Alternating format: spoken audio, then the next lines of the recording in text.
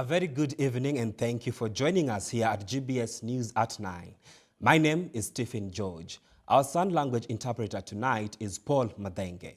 We have a lot lined up for you here tonight. But first, here are the highlights. Kubwa sana nikuombe my Lord Bishop nikuletee zawadi yangu saa hii, kwa sababu mimi Mheshimiwa Rais akimaliza kuongea mimi nitatoroka. Mambo ya speed hii na makelele siwezi siku hizi, inanipatia headache. The Grand Reunion. President William Ruto visits his former boss, come 2022 political nemesis Uhuru Kenyatta at his Gatundu home. Just what is cooking? We tell it all. This is the primary reason why the government has been deliberate in its efforts to address the financial crisis that our universities have faced in recent years.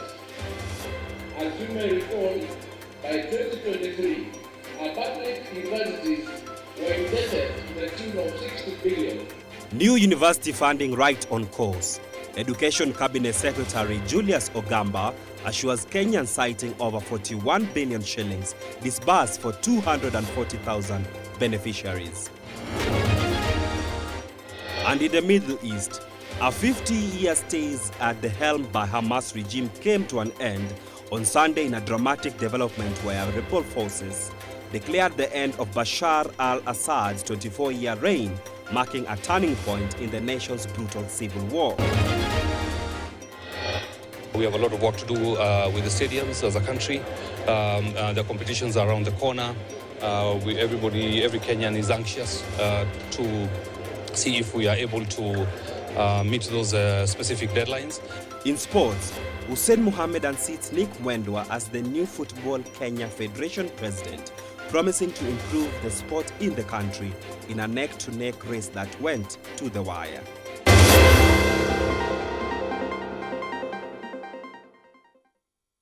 And now, President William Ruto has today paid a clearing visit to the Kenya's fourth president, Uhuru Kenyatta, at his Gatundu home. The two national leaders who met in Embu at a church event 1 month ago have not been in good terms with each other since Ruto took over office. Their meeting today complicates things further for former Deputy President Rigathi Gachagua, who has been massing up the mountain into his advantage. Davis Karani brings us more insights. President William Ruto has paid an unexpected visit to the fourth President of the Republic of Kenya, His Excellency Honorable Uhuru Muigai Kenyatta, at his Gatundu home in Kiambu County, just 1 month after the two leaders met in a church event in Embu County. Ningependa kwa heshima kubwa sana nikuombe my Lord Bishop nikuletee zawadi yangu saa hii, kwa sababu mimi Mheshimiwa Rais akimaliza kuongea mimi nitatoroka. Mambo ya speed hii na makelele siwezi siku hizi, inanipatia headache. Kwa hivyo mimi ningependa tumalizane mapema ndio mimi nitoke pole. Sini namna hiyo. The president also used this opportunity to appreciate his former boss on being a statesman through his peaceful transfer of power, and his visit, as political analysts will translate, is a strategic move by the head of state of penetrating into the mountain using influential leaders like Uhuru Kenyatta as Rigathi Gachagua continues to gang the mountain away from President William Ruto. Tunaomba viongozi wetu waheshimu kanisa. The voice of the church is the voice of God. The two leaders also engaged in bilateral talks on the formation of IEBC, animosity between leaders, matters security, transparency and accountability. Has the president decided to make a decision to use his wisdom to enter the voting bloc that is slipping off his fingers through the influence by the former Deputy President Rigathi Gachagua and his allies? It is only time that will tell. Davis Karani, GBS News, Nairobi. Cabinet Secretary for Education Julius Migos Ogamba has reiterated that the new university funding model has progressed while erasing the financial challenges the higher institutions face. Ogamba noted that 141 billion shillings has been disbursed to benefit about 240,000 students through loans and scholarships since the model was introduced in 2023. He underscored the government's commitment to address the financial crisis facing the universities in the recent years, observing that the universities were indebted to a tune of 60 billion shillings in 2023. Theme, if you read, is innovation in environmental resource. So I challenge you to play your role in society wherever you go. He said education is, and the world awaits your impact. You touch. By 2023, our public universities were indebted to the tune of 60 billion. Out of the 40 public universities or so, 23 had been declared technically insolvent. The introduction of the new funding model for higher education, also known as the student-centered funding model, was designed to specifically address these challenges and restore our universities to a path of growth and sustainability. Since the introduction of the model in 2023, the government has so far disbursed 41 billion in student loans and scholarships for the benefits of a total of 240,000 students. As I speak today, our public universities have reported that the student-centered model is progressively easing their financial challenges and are in a better position to pay their debts. This is indeed a confirmation that once the initial and formative rollout challenges are addressed, the funding model will be the lasting solution to the financial challenges that our public universities face. It is for this reason that we are ready to keep improving the funding model as it will guarantee the sustainability of our institutions and ensure that no deserving student is locked out of higher education. Let me take this opportunity, ladies and gentlemen, to once again appeal to our universities to be patient and accommodative of the students as we work to address the various challenges facing the implementation of the funding model. We request universities to allow the affected students to seek their continuous assessment tests and end of semester examinations on the promise that indeed we are going to sort out that problem.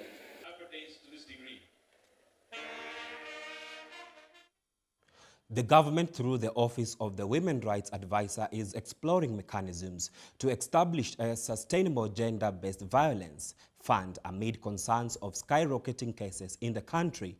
Prime Cabinet Secretary Musalia Mudavadi has said monies from the KT will help support relevant government programs and campaigns towards addressing the GBV and ensure comprehensive support for survivors as part of initiatives to make the country safe for all.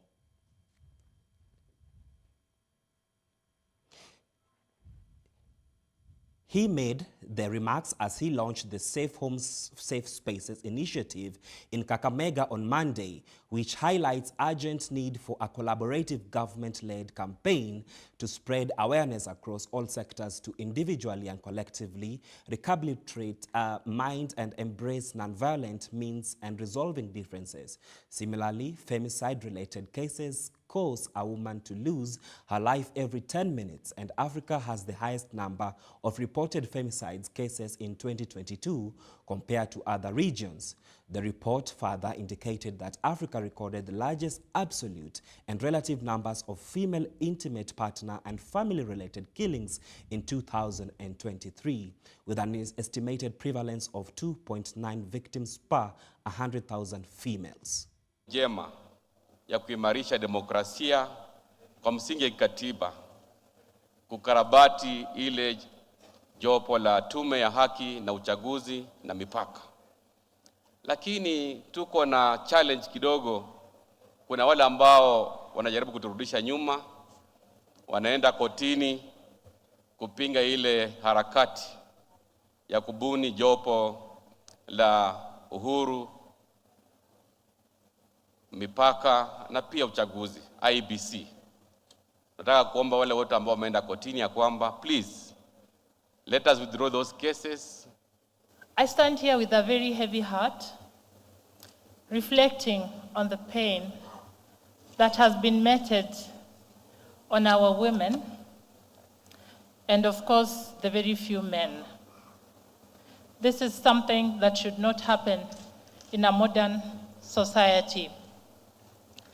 This persists despite the fact that we have made a lot of progress and women have their rights. But many of them are not able to enjoy these rights.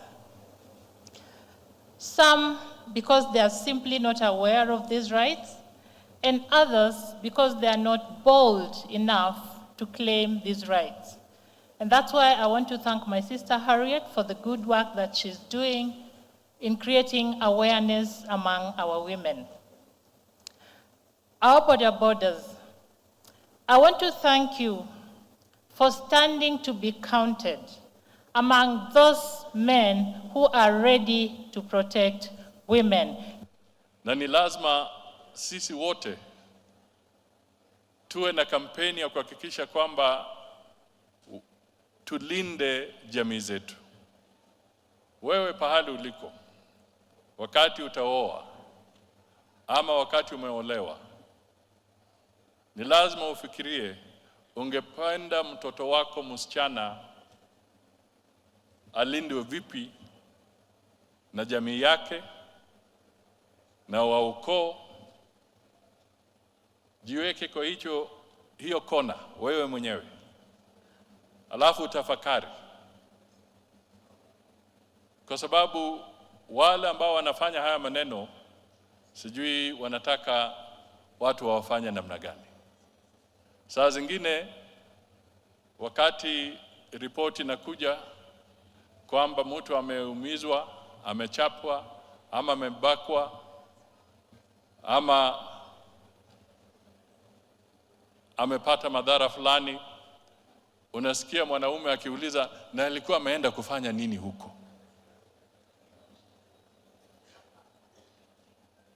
Sasa wewe unauliza alienda kufanya nini huko, na mtu yuko kwa hali mbaya.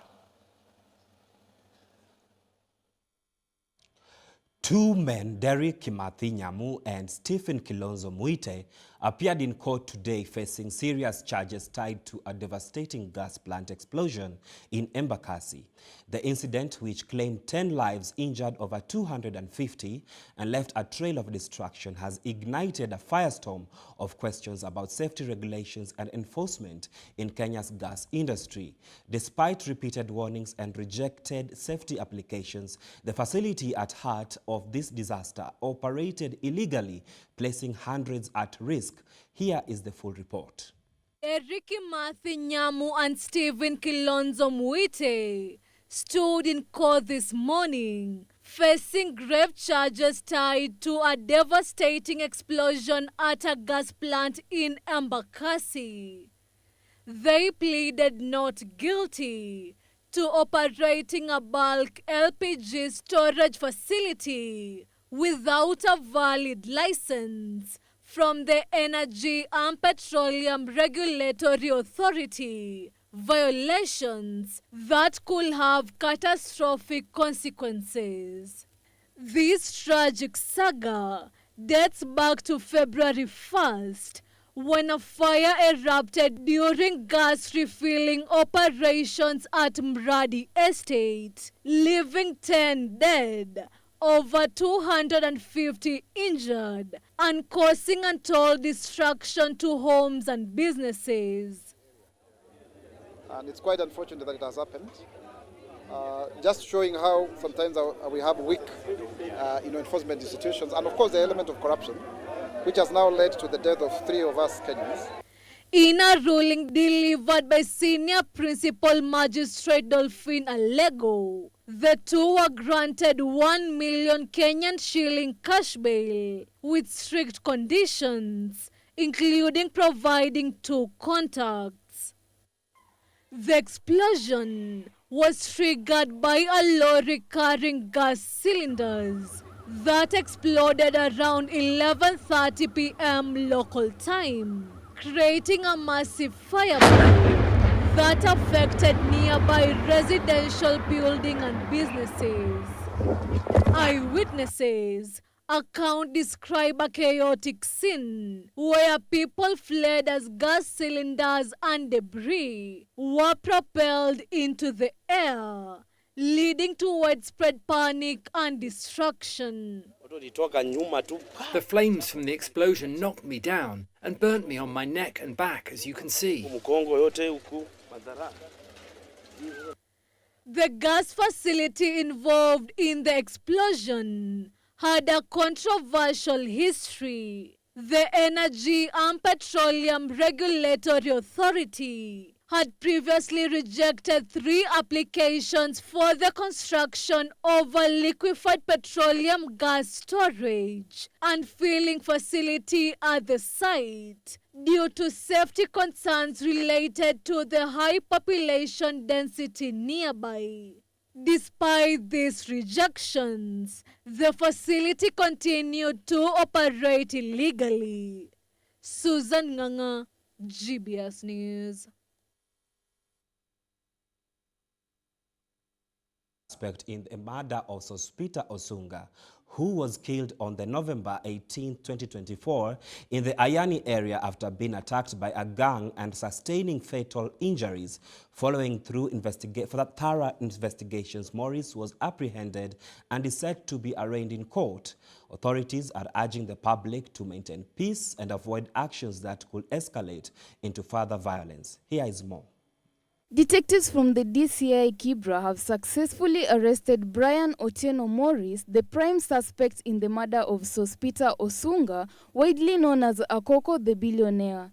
Osunga was tragically killed on November 18, 2024 in Ayani area, which according to the investigators, Osunga was attacked by a gang of assailants and sustained fatal injuries to his back, believed to have been caused by a sharp object. According to reports, Akoko, who hails from Siaya County, accepted an invitation from a friend in Kibra and arrived at the slums accompanied by a man and a woman. It is claimed that Akoko offered to buy drinks for all the revelers at the venue before heading to another club where a well-known Ohangla musician was performing. It was at this second club that a confrontation took place between Akoko's group and some border raiders who were reportedly angered by something Osunga said. Following intensive investigations, 3 individuals were initially arrested and provided critical information that led to the identification and arrest of Morris, who is currently in custody and is set to be arraigned in court. Authorities are committed to ensuring justice is served as the investigation remains ongoing. Triza Tiengo, GBS News. Many thanks for joining this live broadcast. We have a lot lined up for you in our news segment tonight. But first, let's take a quick break. We'll be right back with more. Hello everyone. I'm so much thankful to have this precious time to actually share with you the word of God. When I was growing up and when I was attending church, my former church, I was taught that, although I'm saved, but as I, when I commit sin, I become a sinner. And then when I become a sinner, again, I repent my sin every day for it to be forgiven, so that I can be assured of salvation. But when I was living a life of trying to confess my sin each and every day and believing that I'm a sinner, actually I could not have an assurance of my salvation in my heart. So I thought, and I was taught that my sin is, the deeds which I do outwardly. Until the time I came to realize, for sure, I'm a person who cannot really do good. The problem is not the deeds which I'm doing outwardly. The problem is the core. The core of my heart itself is evil. Jesus, what he did, he lived among us. And then he died on the cross because of our sin.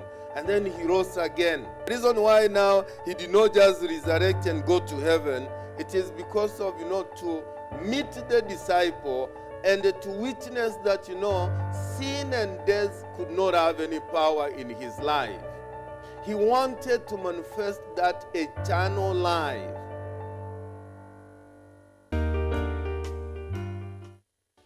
So through the four gospel books, Matthew, Mark, and Luke, John, we can know the heart of Jesus in depth. 그리고 우리가 느끼는 그 예수님을 성경을 통해 느낄 수 있어서 너무 감사합니다. And the Jesus that we can feel him through the scriptures, and I'm very thankful about that. Jesus Christ came to this earth for our 죄를 sins. 지셨고 He carried our sins, 십자가에 못 박혀 주고 죄의 형벌을 당하셨고 and he was crucified, and he received the punishment for sins, 무덤에 들어가셨다가 and he was put into the tomb 사흘 만에 부활하셨습니다. and resurrected in 3 days. 이것이 우리가 말하는 복음입니다. This is the gospel that we speak. 예수님께 우리 죄를 위해 죽으신 이야기. About how Jesus died for our sins. The purpose of Jesus being 우리 crucified. 죄를 담당하기 위하여 십자가에 못 박혀 죽으셨습니다. He was crucified to pay for our sins. 예수 십자가에 못 박혀 죽으심으로 우리 죄가 분명히 씻어졌는데 And through Jesus being crucified, clearly our sins have been washed clean. 참 안타깝게도 많은 사람은 여전히 죄인이라고 말합니다. However, unfortunately, many people still say that they are sinners.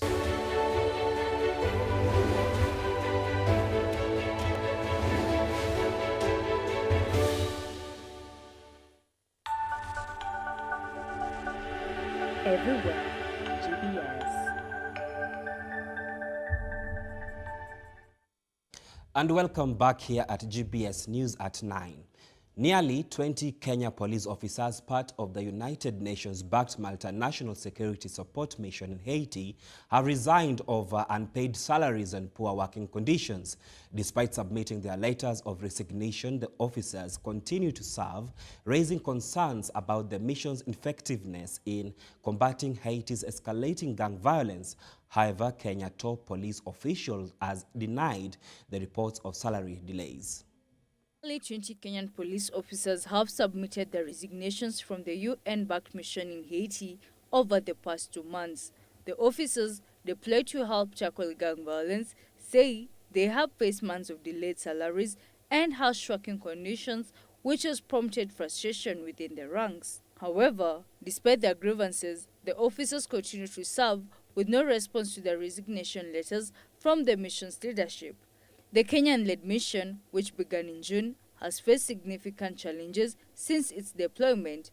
Financial issues have plagued the mission, with Kenyan officials confirming they have spent over 2 billion Kenyan shillings, or about $15 million, while awaiting reimbursement from the UN. Kenyan Treasury Minister John Mbadi recently confirmed the financial strain, stating that Kenya is covering the cost for its officers while awaiting for reimbursement. Meanwhile, the situation on the ground in Haiti continues to deteriorate. Over 4,500 people have been killed in gang-related violence this year, and thousands more have been displaced. Haiti's ongoing violence has put additional pressure on the peacekeeping mission, with critics pointing out that little progress has been made in dismantling gang strongholds or arresting key gang leaders. Kenyan Police Chief Inspector Douglas Kanja has dismissed reports of prolonged pay delays, stating that officers have been paid up until the end of October. Despite these assurances, reports from officers indicate widespread dissatisfaction with the mission's handling of the situation.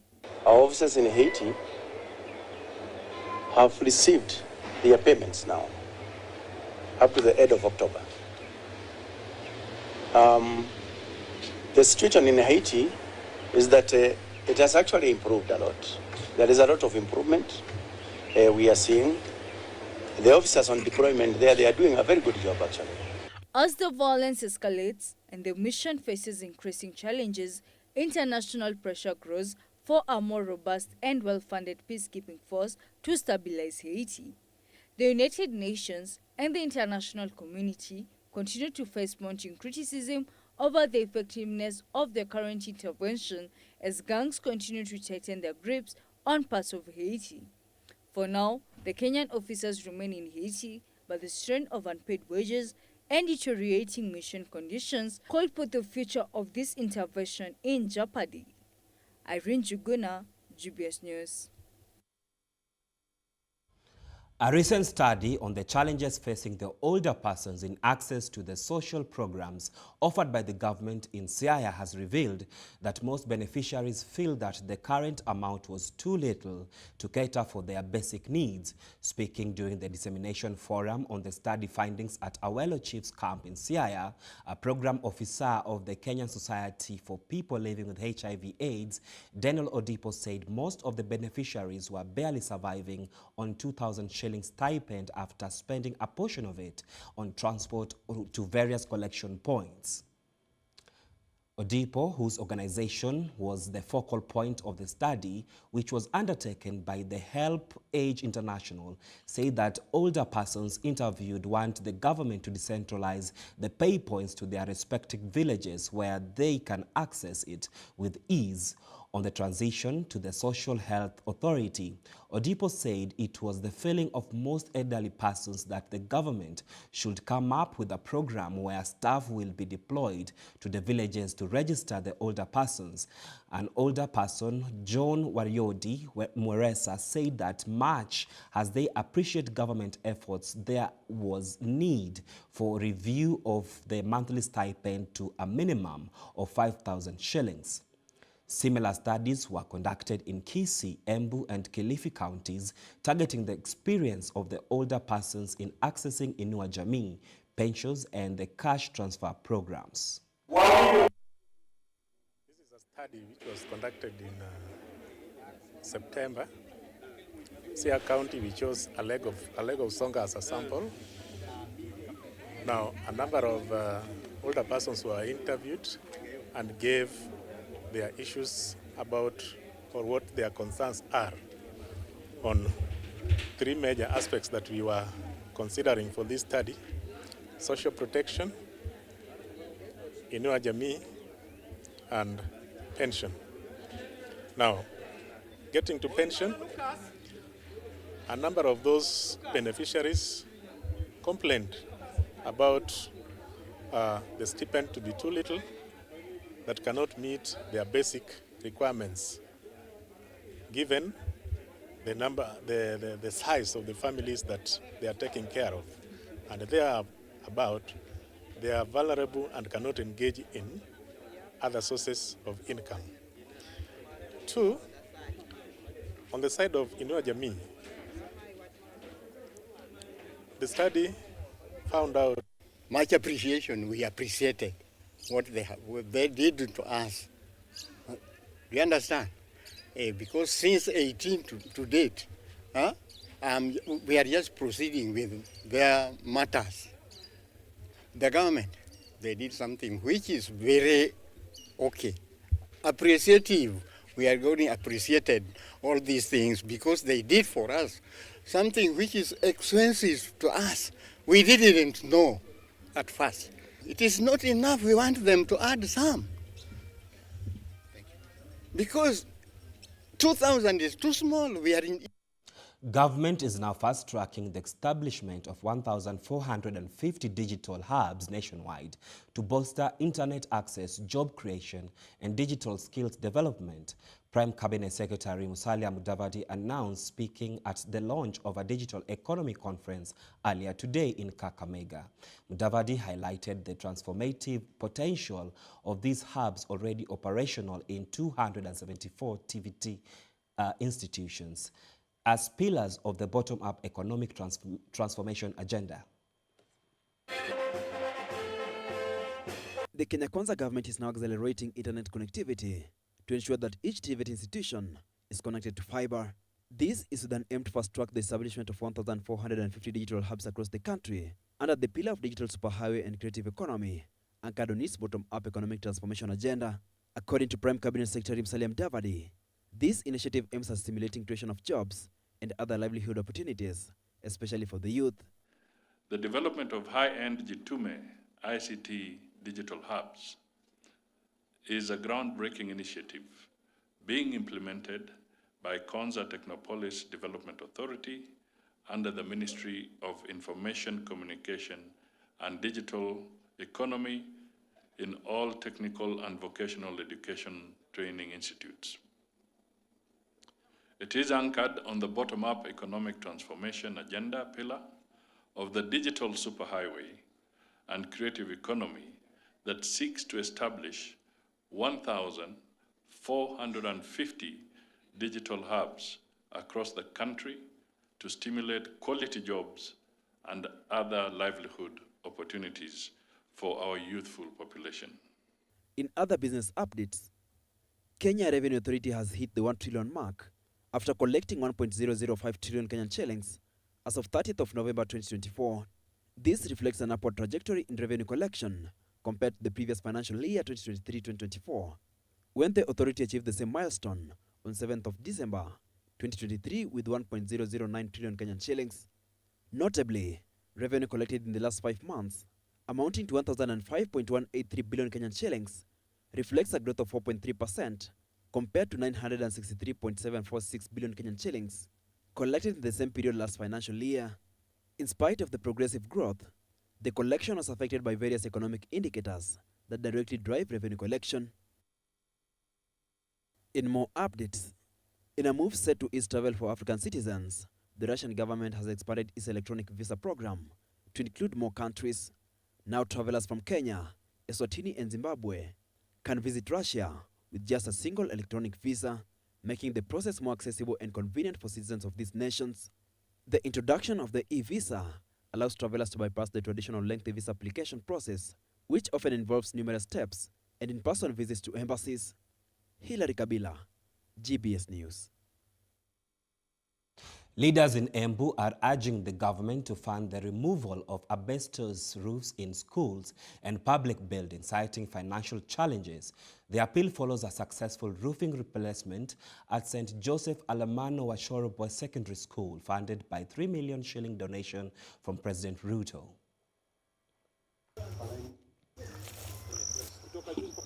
Following government directive ordering removal of asbestos roof in both private and public buildings in 3 months, leaders in Embu have appealed to the government to appropriate funds to the affected institutions. Diocese of Embu, Bishop Peter Kimani said, though the move was long overdue due to health risks associated with asbestos, not many institutions are able to undertake the task.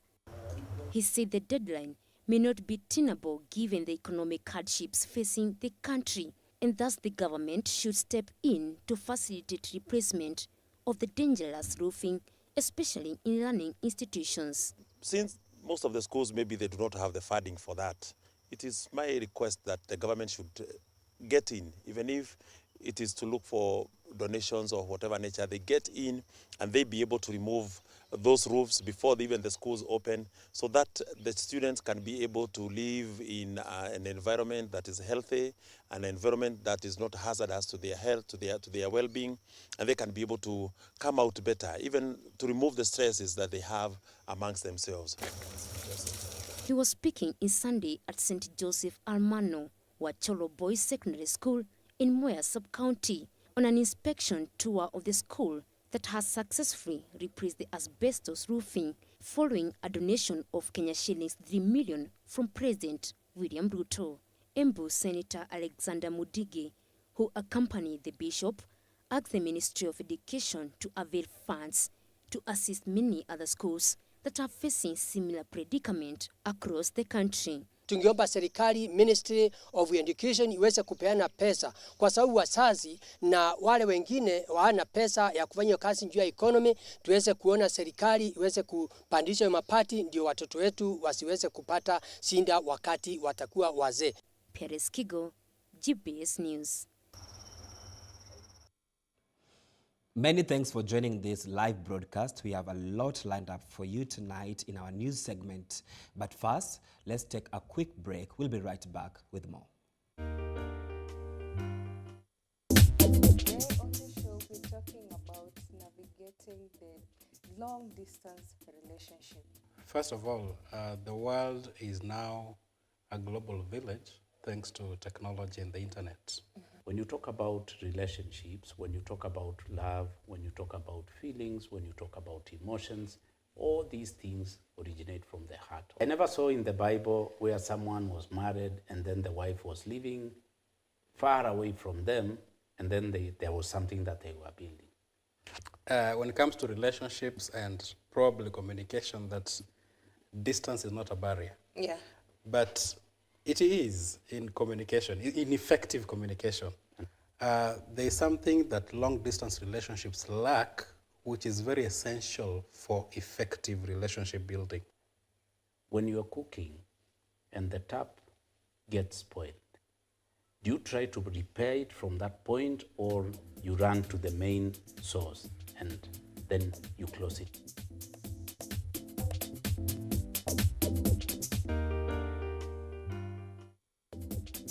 Local coordinator at Africa Student for Liberty, as well as I'm the chairperson of Kenyatta University Peer Councillor. Pleasure being here. What is Gen Z to you, and what does it mean, and which is the age group that the Gen Z are being categorized to be? We are not complaining. We are just trying to let you know that we are there. What are the young people going through that a lot of them are going through their mental issues? But if you go to look for a job there, you'll be asked, whom do you know? Because nowadays it's all about tribalism. What is this unique things that is making us to be separated, like how they're being named? I'm a peer counselor, and I've been able to interact with the students at personal level. The first key that comes eminent is the economic strain. You are Gen Z, are you a youth? What are your impact in the society? What are you bringing on the table? Are you just complaining, sitting at home complaining, oh, CG finance bill?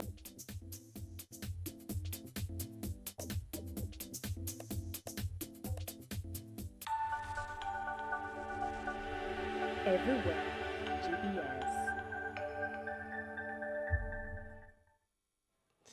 And welcome back and to international news. 10 years after first massacres in Gadi, a village in the Democratic Republic of Congo, the pain and fear remain.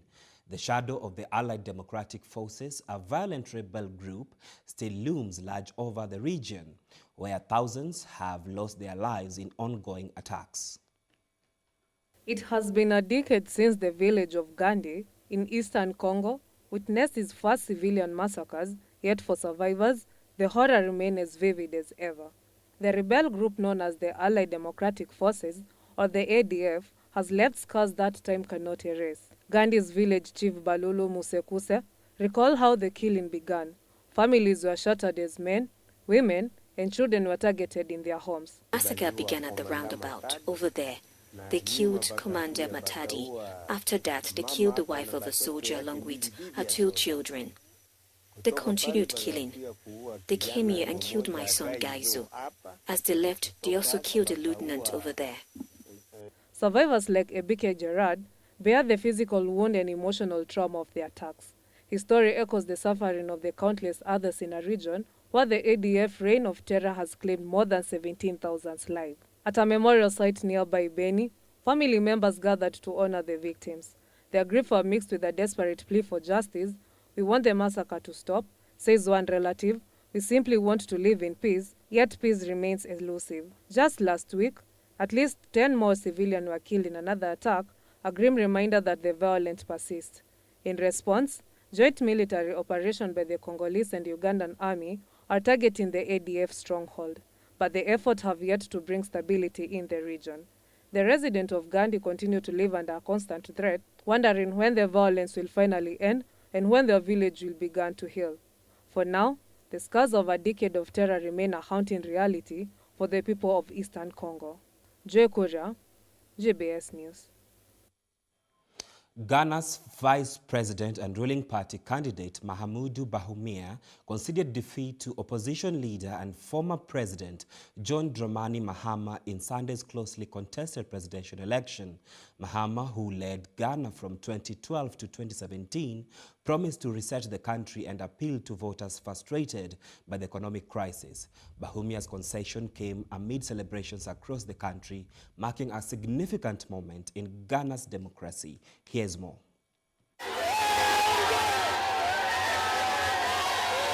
Jubilations engulfed the country of Ghana as soon as John Dramani Mahama, was announced the winner of the presidential election. This election was not NDC against NPP, it was Ghana against NPP, and we are grateful to Ghana. And we went for it. Yes. We have finished hard. Today, it's like we are getting our independence again. I'm very excited. We won this election because they said free education, but the practicals we did in school, we paid for everything. He didn't do anything, so we are thanking God for winning this election. We are going to show them pepper.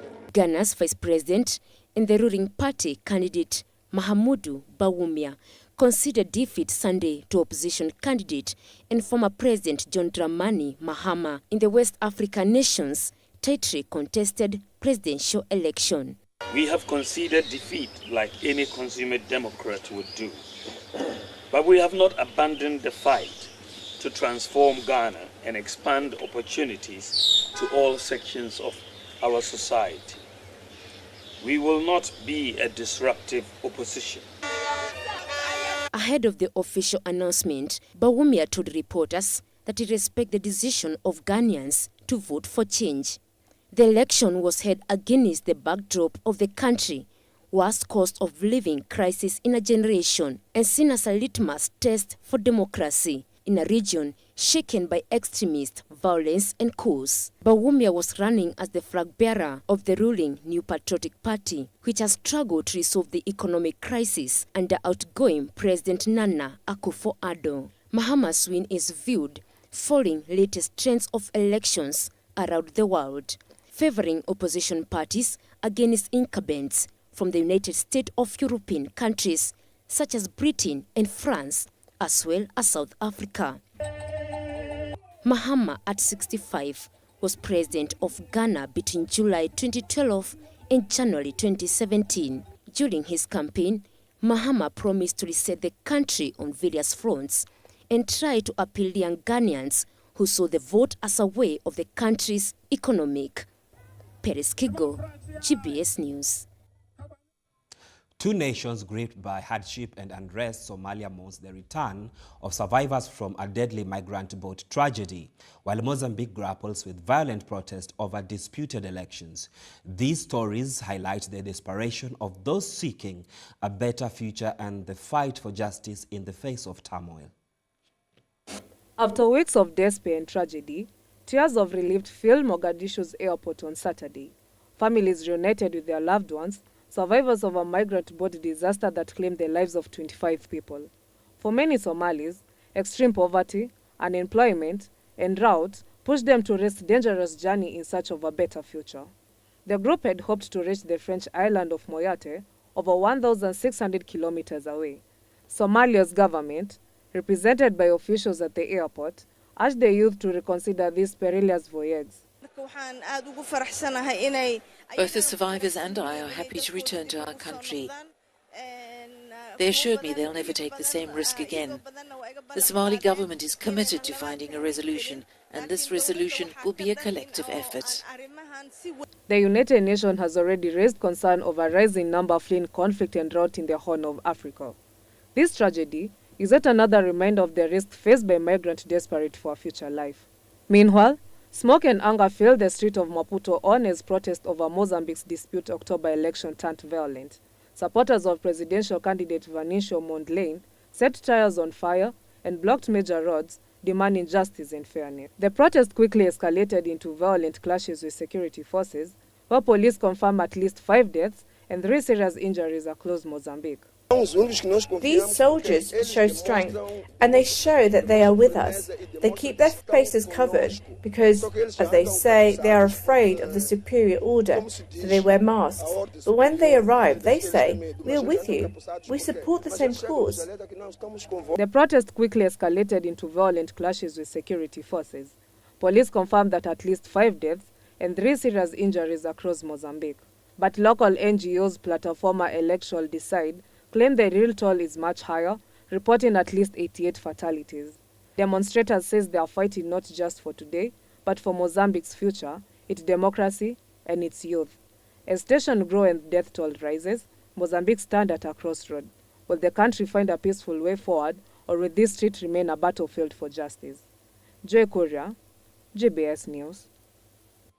In a stunning development, on Sunday, rebel forces in Syria have declared the end of Bashar al-Assad's 24-year reign, following a rapid advance that saw fighters enter the capital, Damascus. Celebrations erupted across the globe, with Syrians and their supporters praising the fall of a regime that dominated the country for decades.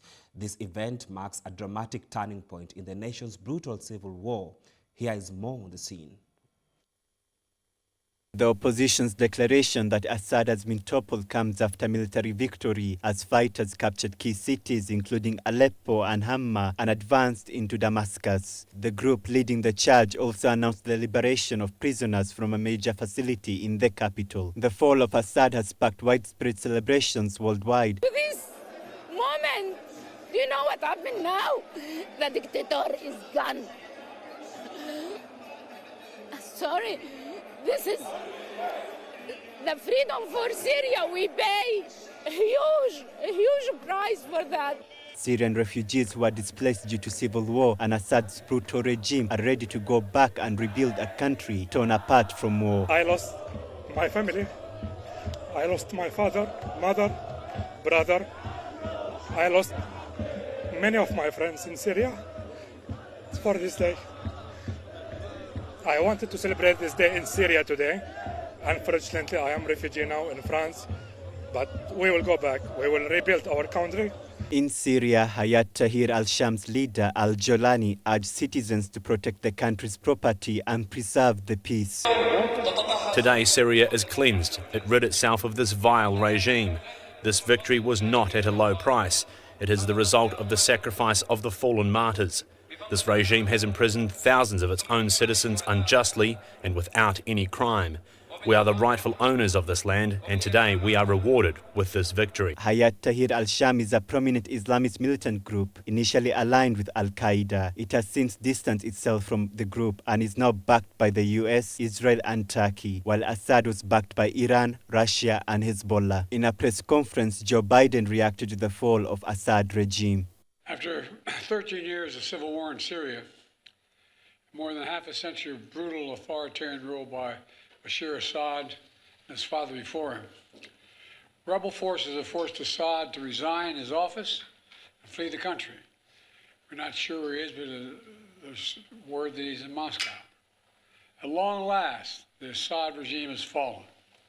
This regime brutalized and tortured and killed literally hundreds of thousands of innocent Syrians. The fall of the regime is a fundamental act of justice.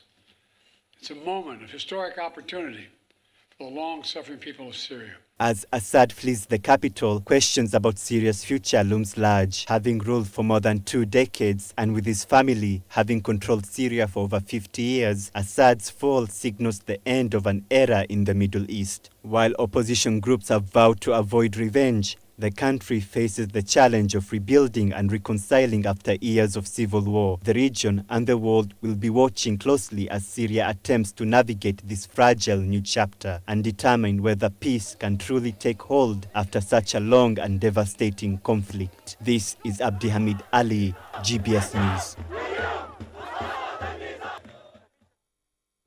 South Korean President Yoon Suk Yeol narrowly avoided impeachment on Saturday after his party, the People Power Party, boycotted the vote, leading to its collapse.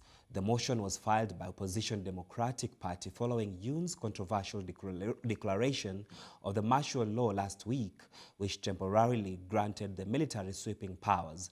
Abdi Hamid Ali has more.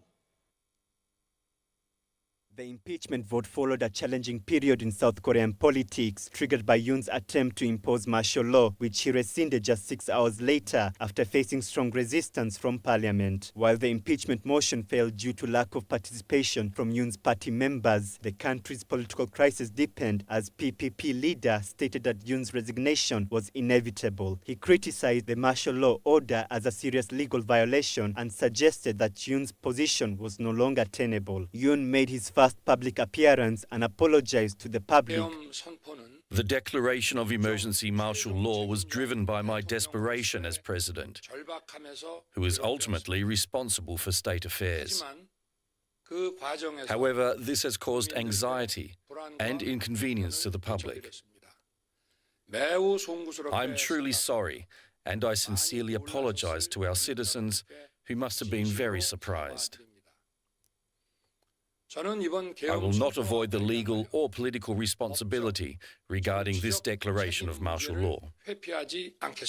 Despite Yoon's apology and promise not to attempt martial law again, the widespread public outcry and the ongoing political instability signals a pivotal moment in South Korea's democracy. The political fallout from this episode raises profound questions about the future of leadership in South Korea, with the president's resignation potentially triggering early election and reshaping the nation's political landscape. This is Abdihamid Ali, GBS News. Now into sport news. Do keep your comments coming in through our SMS line 21144 and GBS TV Africa in all our social media handles. And now, for sports lovers, it is time for us to most anticipated parts of the news, the sports news. Let's get sporty.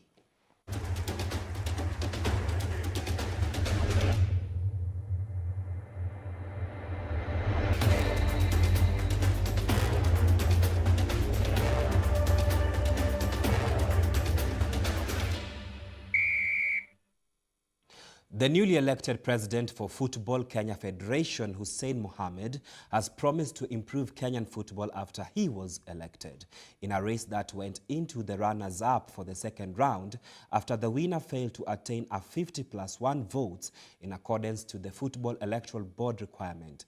The election, which was held in Kasarani Indoor Arena, gave Mohamed a landsliding win, and here is the full report. The presidential election for the Football Kenya Federation, which saw Hussein Mohamed and McDonald Mariga being elected as president and deputy president-elect, went up to the second runners-up after the winner got 41 votes, which was below the required threshold of 50+1 for the winner. After consultations, it is very clear, as much as the runners-up has stepped down, we'll still go to a vote because the threshold of 50+1 needs to be met. And before the second round of the elections, key opponents who had qualified for the runners-up, that is Doris Petra and Barry Otieno, conceded defeat to Hussein Mohamed, but still, the runners-up was conducted, after which Hussein Mohamed garnered a total number of 67 votes and was declared a winner of the elections. I'm so grateful for those who have supported me through this process. I gave it my all, but it wasn't enough. I hereby concede to Hussein Mohamed. During an interview with the press, Hussein Mohamed promised to bring a change to the Kenyan football, as his tenure will be hosting African Nations football and the African Cup of Nations in 2027. We have a lot of work to do with the stadiums as a country. The competitions are around the corner. Every Kenyan is anxious to see if we are able to meet those specific deadlines, but I'm very confident that the government is committed, that my team will move with speed also to ensure that the preparations are put in place early enough.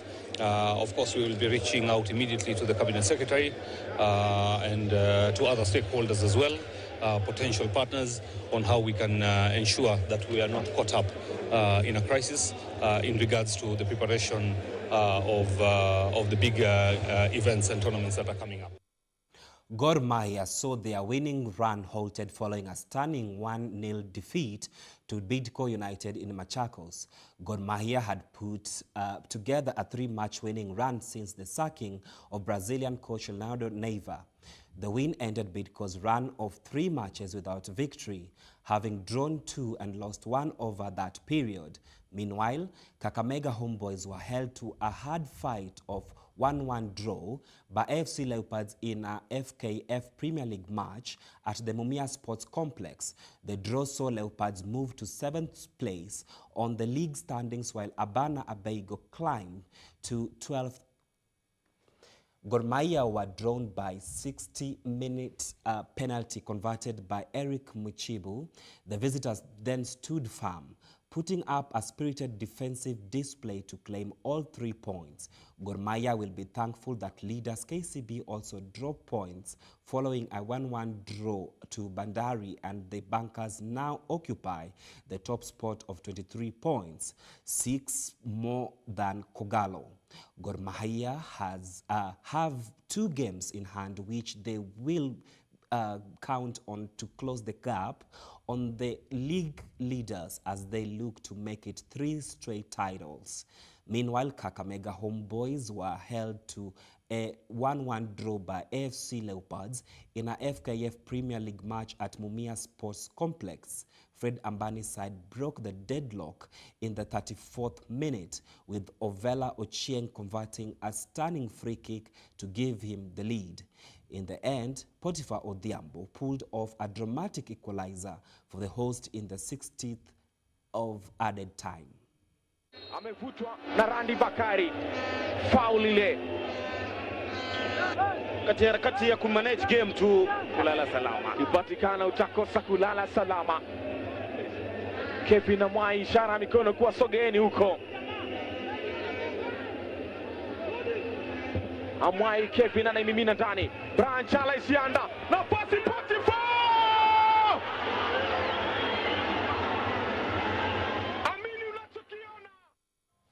Kenya national men's sevens team Shujaa kept off the second leg of the 2024-2025 HSBC 7 series with an emphatic 32-17 win over Great Britain at the DLH Stadium in Cape Town. The performance marked a steady improvement for the Shujaa, who had earlier fallen 26-14 to defending champions Argentina in a bid for 5th place. Despite finishing 7th in this leg, Kenya remains 10th in the overall HSBC 7 series standings. Shujaa wasted no time asserting their dominance, opening the scoring with a well-converted try. Patrick Odongo then took over stage, crossing the line twice in a quick succession to give Kenya commanding 17-0 lead. Co-captain Samuel Asati added another try, pushing the scoreline to 22-0 and seemingly putting Kenya in the driver's seat.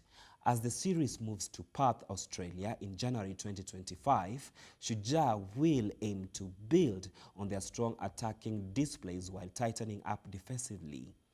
With their sights set on breaking into the top 8 overall, the team will look to carry their Cape Town momentum forward and deliver even better results in the new year. Kenya's resilience and potential remain undeniable, and their Cape Town outing is a promising step in their journey through the HSBC 7 series.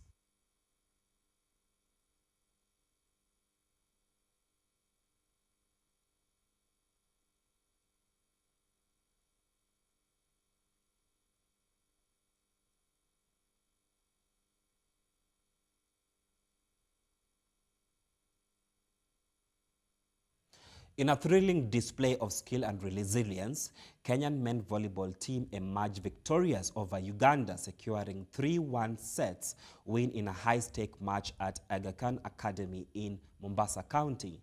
The defending champions showed their strength after a closely contested first set, ultimately overpowering Uganda to claim their victory in the Interparliamentary Games.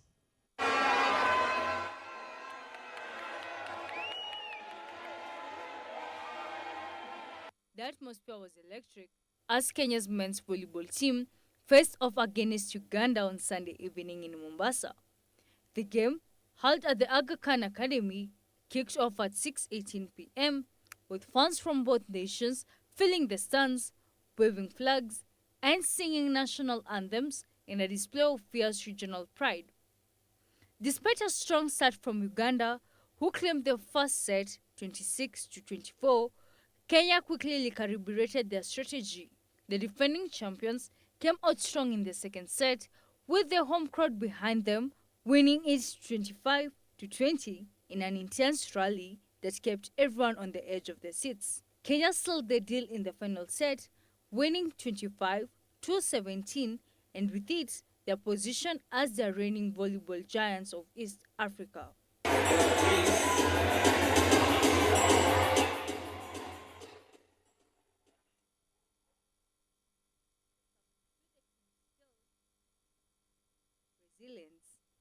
The significance of the match extended beyond just the sport.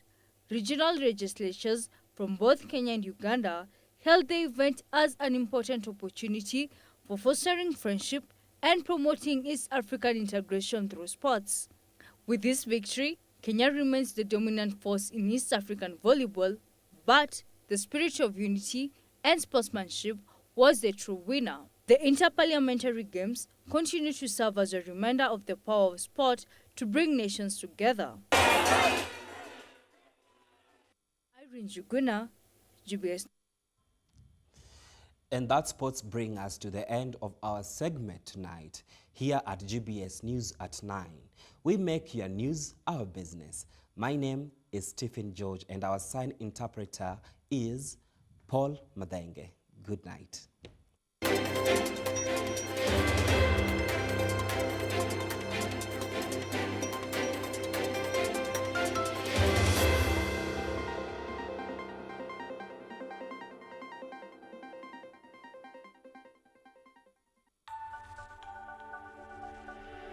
Everywhere, GBS.